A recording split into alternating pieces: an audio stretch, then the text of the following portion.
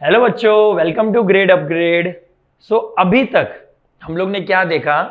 Factor affecting the demand means कौन से चीजें हैं जो क्या कर रहे हैं, डिमांड को अफेक्ट कर रहे हैं।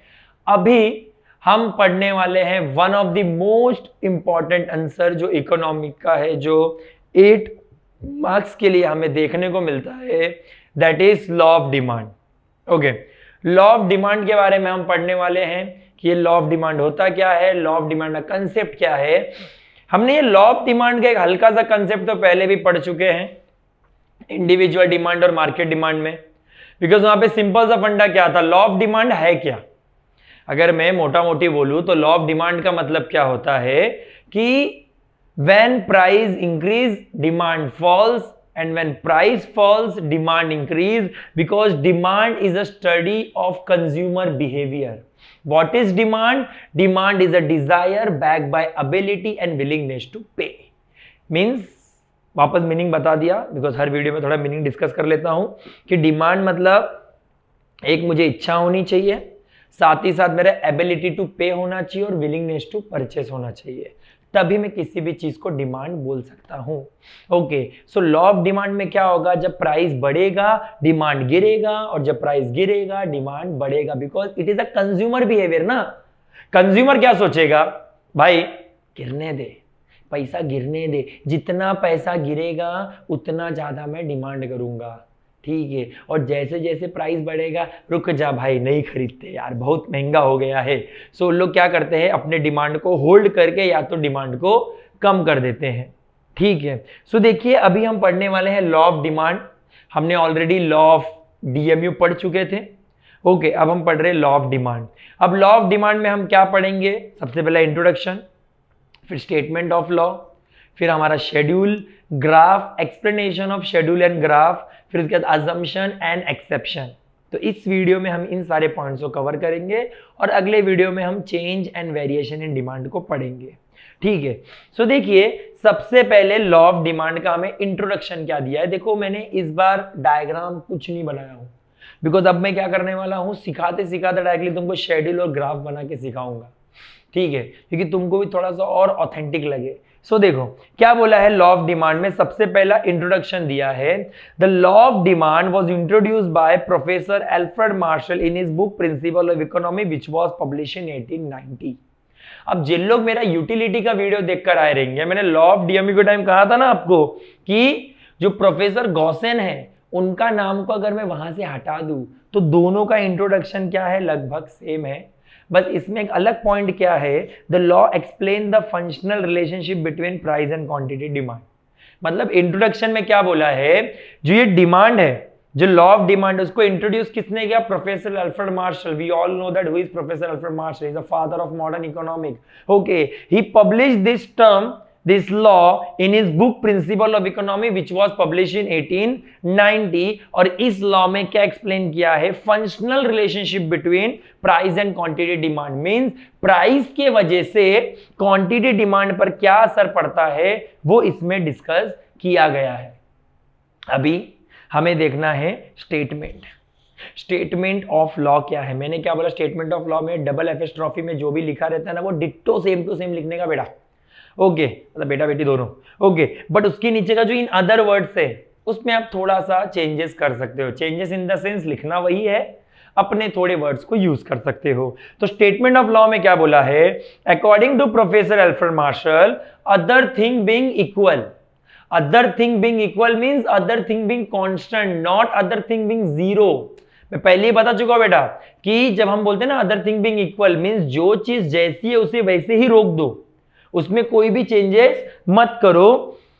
Higher the price of a commodity, smaller is the quantity demanded, lower the price of the commodity, larger is the quantity demanded. Okay, मतलब HSLL, ठीक है। अभी हम लोग HSLL क्या होता है, higher the price of the commodity, smaller quantity demanded, and lower the price of the commodity, larger quantity demanded. जैसे कि जब मैंने पढ़ा था इकोनॉमिक तो इसका मैंने ये फंडा बना लिया था, HSLL, higher price, smaller quantity, lower price, larger quantity, HSLL। समझ रहा है क्या, बिकॉज याद रखने के, because higher, smaller, lower, larger में थोड़ा कंफ्यूजन होता है, तो HSLL। Okay, higher the price of the commodity, smaller quantity demanded, lower the price of the commodity, larger quantity demanded. देख रहे हो बेटा, बन गया ना रिलेशन। ओके, आगे क्या बोला, in other word other factor remaining constant. हम अदर चीज को कांस्टेंट रखकर क्या बोलेंगे, किसी भी कमोडिटी का प्राइस जैसे जैसे जैसे बढ़ते जाएगा उसका डिमांड वैसे वैसे वैसे गिरते जाएगा, और जैसे ही प्राइस गिरते जाएगा डिमांड उसका बढ़ते जाएगा। और इसे क्या डिनोट किया इन लोग ने लिखा है that is d of x is equals to function of p of x. d of x equals to function of p of x, where they are saying that d is the demand of a commodity, x is the commodity, f is the function and p of x is the price of the commodity। मतलब किसी भी commodity का demand किसके ऊपर depend करता है, उसके price of the commodity पे। ठीक है, जो मैथमेटिक्स बच्चे होंगे वो इस चीज को ज्यादा अच्छे से समझ पाते रहेंगे, because what we are doing, we are creating a dependency. Domain को डोमेन वाला फंडा लगभग वो लॉजिक है यहाँ पर, कि यहाँ पे demand of a commodity is depend on the price of the commodity. Price quantity demand पे डिपेंड नहीं होता बेटा, डिमांड प्राइस पर क्या होता है, डिपेंड होता है। अब देखिए, अब मुझे पता है कि लॉ करने से पहले कुछ अजम्पशन करने पड़ते हैं।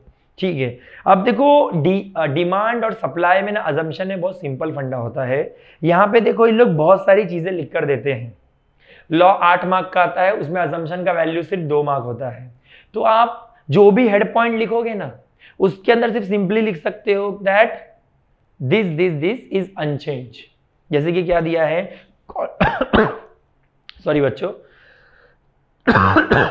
Constant level of income. पहला असम्पशन क्या है कि लेवल ऑफ इनकम क्या होना चाहिए, कांस्टेंट होना चाहिए। तुम इसमें सिंपली लिख सकते हो it is assume that level of income is constant. इतना भी लिखोगे चलेगा, समझ रहा है क्या। इधर क्या लिखा है, if the law of demand is to find to operate then the consumer income should remain constant. अब देखो, एक ही चीज बार बार लिखेंगे तो टीचर को भी समझ जाएगा, रिपीटेटिव है तो मार्क्स कटने के चांसेस हो जाते हैं। तो ये लोग क्या करते हैं, जो मैंने सिंपली वर्ड है बोला कि उसे ही थोड़ा मैनिपुलेट करके लिखा जाता है, बट अगर इतना भी लिखोगे तो भी चल जाता है। If there is rise in income people में demand more at the given price.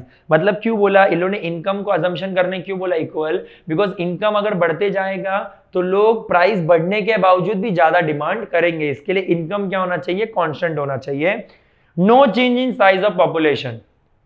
अब अंदर का रीड के बिना भी आप समझा दूंगा फटाफट कि no change in size of population मतलब क्या, पॉपुलेशन के साइज में चेंजेस नहीं होने चाहिए। मींस बिकॉज कॉमन सेंस की बात है ना बेटा, अगर पॉपुलेशन के साइज में चेंज होगा तो डिमांड अपने आप क्या हो जाएगा, बढ़ते जाएगा ना।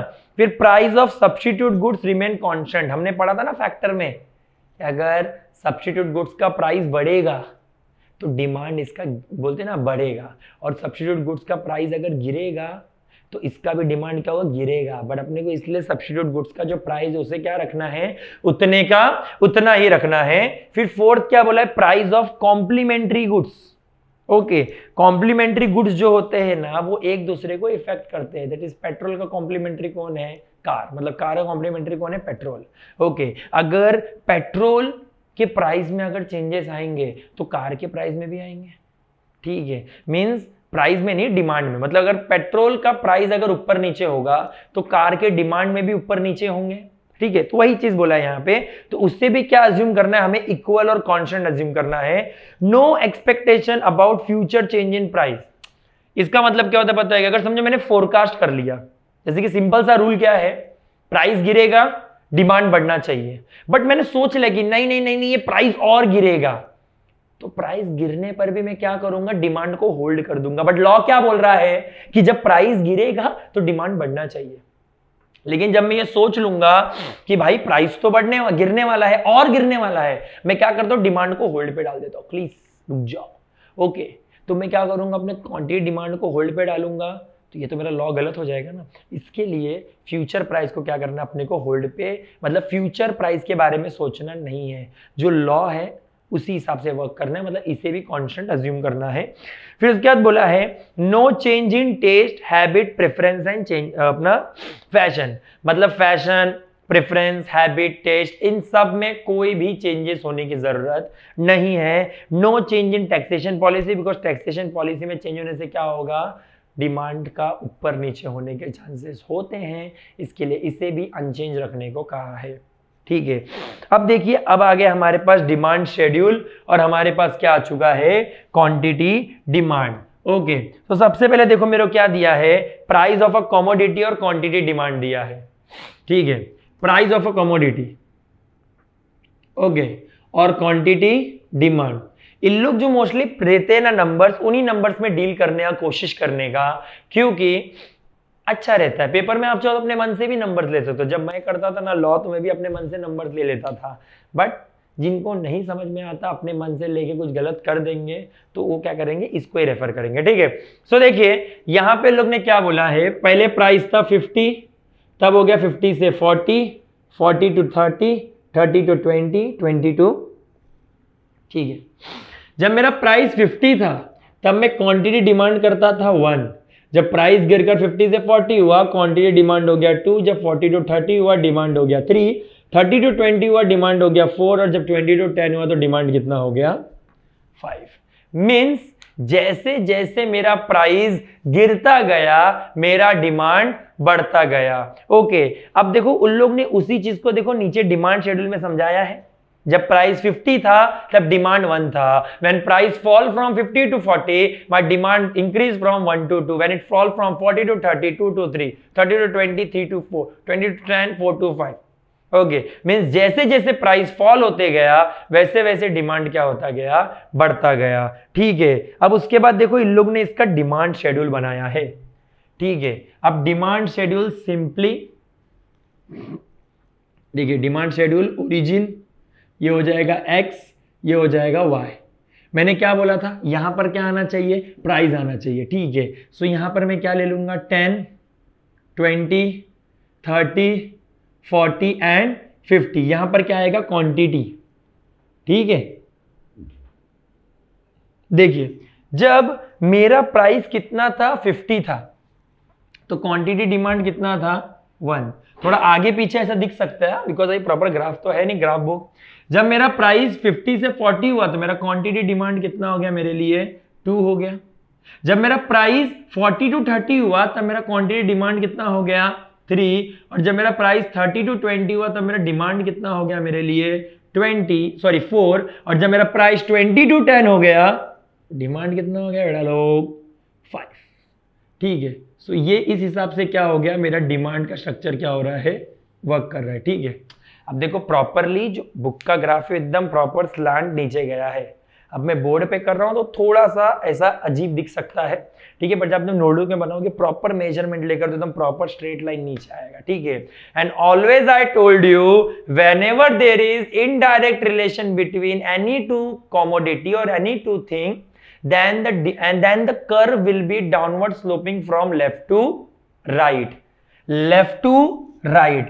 किसका राइट किसका लेफ्ट वो नहीं, आप ऐसा लिखते हो ना, so from left to right, क्योंकि इधर क्या हो रहा है, प्राइस जैसे जैसे गिर रहा है डिमांड बढ़ रहा है ना। यूटिलिटी में भी यही हो रहा था, जैसे जैसे कमोडिटी बढ़ रहा था हमारा यूटिलिटी गिरते जा रहा था ना। सो वहां पे भी क्या था, the curve is downward sloping from left to right. Curve का नाम क्या लिख देने का, DD.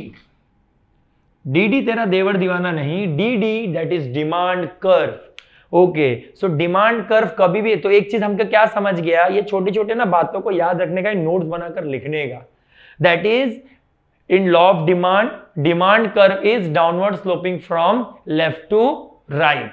So if any time my demand curve is not sloping downward from left to right, it means it is not following proper law of demand, it means it is an exception। समझ रहे हो, इसका मतलब ये मेरे लिए क्या होता है, एक्सेप्शन होता है। तो हम लोग इधर से क्या आएंगे, एक्सेप्शन के ऊपर आएंगे। अभी तक समझा बच्चा लोग? हम लोग ने पहले इंट्रोडक्शन किया, स्टेटमेंट किया, फिर हम लोगों ने रूल पढ़ा D of X equals to F of P of X. फिर उसके बाद हम लोगों ने क्या देखा, अजम्पशंस देखे, 7-8 अजम्पशंस देखे। फिर उसके बाद हम लोगों ने क्या देखा, शेड्यूल देखा, और हमने क्या देखा, उसको ग्राफ पे प्लॉट करके हम लोग समझे। अब मैंने क्या बोला, अगर प्राइस और कमोडिटी का रिलेशन ऐसा नहीं दिखता है तो वो हमारे लिए क्या हो जाएगा, एक्सेप्शन ऑफ डिमांड हो जाएगा। जो देखो आप लोग डायग्राम भी देख सकते हो। देखो एक्सेप्शन के पहले देखो ग्राफ बनाया है। पेपर में जब भी एक्सेप्शन ऑफ डिमांड पूछेंगे ना, अगर आप ये ग्राफ बनाओगे तो आप थोड़ा सा प्लस पॉइंट में रहोगे, बिकॉज जितना प्रॉपर तरीके से आप चीजों को जस्टिफाई करते हो ना पेपर में उतना, बिकॉज देखो तुम लोगों को बच्चे लोग एक चीज समझाऊंगा, 2 मिनट वीडियो बड़ा होगा बस समझना। आप लोग पेपर में आंसर क्यों लिखते हो पता है? मार्क्स के लिए लिखते हो, मार्क्स के लिए मत लिखो। आप जब भी पेपर लिख रहे हो ना तो आप सोचो कि आप किसी कंसेप्ट को किसी सामने वाले व्यक्ति को एक्सप्लेन कर रहे हो, बिकॉज आप जब ये ट्राई करोगे ना कि मैं ये कंसेप्ट को किसी को एक्सप्लेन कर रहा हूं तो तुम्हें मुझे बताने की जरूरत नहीं पड़ेगी कि 1 पेज लिखना है कि 1.5 पेज लिखना है। आप जब एक्सप्लेन करोगे वो अपने आप 1-1.5 पेज का हो जाएगा। अब जैसे ही क्या बोलते हो सर 2 मार्क के लिए कितना लिखना है, अरे बेटा 2 मार्क के लिए कितना लिखना है ये क्या होता है? आप एक्सप्लेन करो ना, आप डिटेल में एक्सप्लेन करो, देखो वो खुद ही 4-5 पॉइंट हो जाएगा। आपको क्यों पॉइंट की जरूरत पड़ती है? बिकॉज आप लोग क्या करते हो, आप लोग कट शॉर्ट करके कोशिश करते हो चीजों को लिखने की। कभी भी ये मत सोचो कि पेपर में आप मार्क्स तो चाहिए बेटा, वो तो नो ऑप्शन है, बट आपको पेपर में आंसर क्यों लिखना है कि सामने वाले व्यक्ति को एक्सप्लेन कर रहे हो, मतलब जो टीचर पेपर चेक कर रही है ना उसको अपना एक्सप्लेनेशन पावर दिखाओगे, that I know this much about this stuff. Okay, so इस चीज को हम लोग आंसर में लिखते हैं। आप समझ रहे हैं क्या? तो ये मत पूछा करो कि ये करना है वो करना है, अरे भाई एक्सप्लेन करना है जितने बेहतरीन तरीके से। अब मैं जितने अच्छे से एक्सप्लेन करूंगा, अब मैं थोड़ी यूट्यूब पे पूछता रहूंगा तुमको कमेंट सेक्शन में बताओ और कैसे अच्छे तरह से एक्सप्लेन करूं। वो तो मेरा काम है ना कि मैं कितना अच्छे से एक्सप्लेन कर रहा हूं। फिर तुम लोग भी तो वो चीज पे जज करते हो ना कि हाँ भाई देखो ऐसे एक्सप्लेन किया। तो जब आप भी पेपर लिखते हो ना तो हम भी उसी बेसिस पे आपको जज करते हैं कि अरे भाई इतना अच्छे से एक्सप्लेन किया, चलो मार्क्स दे देते हैं। अब देखिए एक्सेप्शन ऑफ लॉ मतलब क्या होता है? जिसके ऊपर लॉ यूज नहीं हो सकता, मींस जो लॉ को फॉलो नहीं करता वो होता है एक्सेप्शन ऑफ लॉ। सबसे पहला होता है गिफन पैराडॉक्स। गिफन पैराडॉक्स मतलब क्या? जो सर रॉबर्ट गिफन थे उन्होंने इस पैराडॉक्स का मतलब क्या होता है, इसका कोई मतलब ही नहीं होता। पैराडॉक्स का मतलब ये होता है कि इसका कोई मतलब ही नहीं होता है, ठीक है। जैसे गिफन पैराडॉक्स क्यों बोलते हैं? बिकॉज हमने क्या पढ़ा, जब किसी का प्राइस गिरते जाएगा उसका तो डिमांड क्या होना चाहिए? बढ़ना चाहिए। बट सर रॉबर्ट गिफन ने क्या देखा, जो इंफीरियर गुड्स थे, इंफीरियर गुड्स के प्राइस गिरने के बावजूद भी उनके डिमांड क्या हो रहे थे?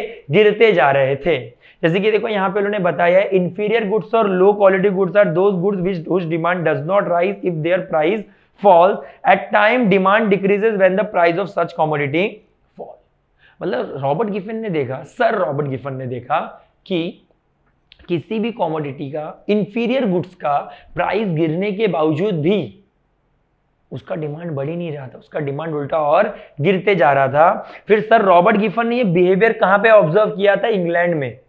किस चीज को लेकर? ब्रेड को लेकर। उन्होंने नोट क्या किया था कि वहां पर when the price of bread declined, people did not buy more because of an increase in their real income or purchasing power. They prefer to buy superior goods like meat। मतलब उन लोग बोला जैसे कि जैसे उनका पैसा बढ़ता गया ना तो उन्होंने क्या सोचा पता है क्या? हम लोग क्या करते हैं, हम लोग ब्रेड नहीं खरीदेंगे, हम लोग क्या खरीदेंगे? मीट खरीदेंगे। ओके, सो यहां पर क्या हो गया? जो मेरा डिमांड कर्व है, ठीक है, बिकॉज प्राइस जैसे जैसे गिरता गया, प्राइस जब 50 था तो वैसे वैसे क्या हो गया? डिमांड भी गिरता रह गया। अगर 50 रुपीज पे 5 कॉमोडिटी में डिमांड करता तो 40 रुपीज पे मैंने 4 कर दिया, 30 रुपीज पे मैंने 3 कर दिया, 20 पे 2 कर दिया और 10 पे 1 कर दिया। ओके, तो ये सीन हो गया था यहाँ पर। फिर उसके बाद प्रेस्टीज गुड्स। प्रेस्टीज गुड मतलब क्या होता है? जो एक्सपेंसिव गुड, जो इज्जत के लिए होते हैं, जिससे हमें क्या मिलती है? रिस्पेक्ट मिलती है मार्केट में। ओके, सोना पहन लिया, डायमंड, ओके, ये सब चीजों से हमें इज्जत मिलती है। तो इसका प्राइस जितना ज्यादा होता है लोग उतना इसको खरीदने जाते हैं ना, ठीक है, क्योंकि लोग क्या सोचते हैं, भाई सोना पहन के घूमेंगे, लोग हमें इज्जत देंगे। ओके, सो इसके लिए तो यहां पर भी क्या होगा? प्राइस जैसे जैसे बढ़ते जाएगा, क्वांटिटी भी बढ़ते जाएगा। तो there is a upward curve from left to right. उसके बाद बोला स्पेक्यूलेशन। स्पेक्यूलेशन मतलब क्या बोला है कि अगर आप एक्सपेक्टेड करोगे, जो वहां पे लिखा था ना असम्पशन में, अगर आप एक्सपेक्टेशन करोगे कि ये चीजें होने वाली है, जैसे कि सिंपल सी भाषा में है, जैसे कि दुकान है, ठीक है, एक दुकान में आलू बिक रहा है, ओके, अब वो आलू 50 रुपीज का है, आपने 5 किलो खरीदा, अब वो आलू 50 से 40 रुपीज हो गया। अब आपको अपना वजन बढ़ा, मतलब अपना बढ़ाना चाहिए था, 5 किलो से आपको 7 किलो 8 किलो खरीदना चाहिए था, बट आपको लगा नहीं ये 40 से 30 आने वाला है, तो आप एक तो क्या करोगे, अपने डिमांड को होल्ड कर दोगे 5 किलो पे या फिर उसको और कम कर दोगे। बट लॉ ऑफ डिमांड क्या बोलता है कि जब प्राइस गिरेगा तो बेटा डिमांड बढ़ना ही चाहिए, डिमांड कैसे नहीं बढ़ेगा। ओके तो स्पेक्यूलेशन में क्या होता है कि वी स्पेक्यूलेट समथिंग कि it can happen, so we hold our demand. So ये हमें क्या करता है, एक प्रॉब्लम क्रिएट करके देता है, और जिसके लिए कर्व हमारा अपवर्ड स्लोप हो जाता है फ्रॉम लेफ्ट टू राइट। फिर उसके बाद प्राइस इल्यूजन मतलब क्या, consumer have an illusion that high price are of a better quality. वो मार्केट में जाते हैं ना, बोलते भाई महंगी चीजें ही अच्छी होती है, ठीक है, ये इल्यूजन होता है ना एक, भाई ये सस्ती चीज तो खराब होती है, भाई ये 5 रुपए का चीज नहीं, ये 5 रुपए का चीज, ये 10 रुपए का चीज बहुत अच्छा होगा। अब देखो रियल वर्ल्ड में ये चीज वर्क करता है कि नहीं करता वो तो एक अलग कंसेप्ट है, बट लॉ ऑफ डिमांड क्या बोलता है कि माय बैड, प्राइस इल्यूजन के वजह से लॉ ऑफ डिमांड प्रूव नहीं हो पाता, बिकॉज जब बायर या कंज्यूमर ये सोचने लगे कि भाई अगर इसका प्राइस ज्यादा है तो ये ज्यादा अच्छा होगा और इसका प्राइस कम है तो ये कम अच्छा होगा, उसी समय हमारा लॉ ऑफ डिमांड क्या हो जाएगा, गलत प्रूव हो जाएगा। बिकॉज प्राइस जैसे जैसे बढ़ते जाएगा उसे क्या लगेगा कि भाई हमारा क्वालिटी ऑफ प्रोडक्ट बढ़ रहा है, तो मैं क्या करूंगा, इसे और खरीदूंगा। समझ रहा है क्या, उसी चीज की बात प्राइस इल्यूजन में किया है। इग्नोरेंस, इग्नोरेंस मतलब क्या होता है कि ये तो बहुत मतलब दो मेरे को थोड़ा अजीब पॉइंट लगता है, बट ये भी है कि इग्नोरेंस मतलब क्या कि कभी कभी due to ignorance people buy more of the commodity at high price, this may be happen when consumer is ignorant about the price of that commodity at other places. मतलब क्या बोला है कि इग्नोरेंस में क्या बोला है कि कभी कभी क्या होता है कि कंज्यूमर कोई चीज सस्ती होने के बावजूद भी उसे महंगे में खरीद लेता है, बिकॉज उसको नहीं पता होता कि ये सस्ते में है, तो उसको तो ज्यादा में, अभी तुम लोग इसमें क्या सेंस है, अरे लेकिन उसने जब ज्यादा में बेच रहा था तो उसको कम खरीदना चाहिए था ना, और उसको ये चीज का सेंस ही नहीं था ना, तो उसने गलती से ज्यादा प्राइस में उसने ज्यादा खरीद लिया। बट लॉ ऑफ डिमांड क्या बोल रहा है, ज्यादा प्राइस पे कम होना चाहिए। फिर हैबिचुअल गुड्स, हैबिचुअल गुड्स क्या बोला है कि जिस चीज की मेरे को हैबिट होगी वो कितना भी ज्यादा महंगा बिके, ये जैसे इन्होंने सबसे बेस्ट एग्जांपल दिया है टी का, ठीक है, चाय कितना भी महंगा बिके लोग उसे क्या करेंगे, खरीदेंगे ही ना। ओके उसे पीना ही है, because it's just like addiction. Okay अब जैसे कि तुम इसमें कुछ भी ले सकते हो, कुछ भी, खाने की चीज़, पहनने की चीज़, खेलने की चीज़। अगर क्रिकेट मेरा हैबिट है, मुझे पसंद है, तो उसका बैट बॉल कितना ही महंगा हो, we are going to buy it. Okay so यही चीज़ यहाँ पर हमें एक्सेप्शन में समझाया है, और इसी के साथ लॉ ऑफ डिमांड हमारा क्या होता है, खत्म होता है। अब एक लास्ट आंसर इस चैप्टर का बचा है, that is variation in demand and change in demand, जो बहुत ही बढ़िया टॉपिक है। उसका ही मैं ग्राफ बना के नहीं रखूंगा, डायरेक्टली तुम्हारे सामने ग्राफ बना के समझाऊंगा और वो फटाक से हो भी जाएगा। कंसेप्ट समझना है आपको, मेन मजा तो उसके बाद वाले चैप्टर में आएगा, that is elasticity of demand. तो देखिए मैं आपके लिए मेहनत कर रहा हूं, आप भी थोड़ा सा मेहनत करिए, वीडियो को थोड़ा सा लाइक शेयर सब्सक्राइब कर दीजिए। और अगर कुछ भी टॉपिक अगर नहीं समझता और कुछ टॉपिक में आपको चाहिए रहेगा, आपको ये मन रहेगा कि सर जैसे कि मैं when I was in 12th standard I scored 91 in economic, तो आपको रहेगा कि नहीं सर आप बताइए कि आपने कैसे स्कोर किया था। वैसे मैं उसका सोच रहा हूँ एक वीडियो बनाकर आपको समझाने के लिए इकोनॉमिक का पेपर कैसे लिखा जाता है, तो वो फर्दर वीडियोस में आपसे आके मैं डिस्कस करूंगा, ठीक है। सो तब तक ये लॉ ऑफ डिमांड को अच्छे से पढ़ लीजिए, इसको समझ लीजिए, बिकॉज लॉ ऑफ डिमांड के बाद अगला जो चैप्टर आएगा वो लॉ ऑफ सप्लाई आएगा, उसमें काम आएगा इसका थोड़ा सा लॉजिक। सो इसी के साथ हम नेक्स्ट वीडियो में मिलते हैं। Till then take care, bye bye, और लाइक शेयर सब्सक्राइब करें ग्रेड अपग्रेड को। Thank you.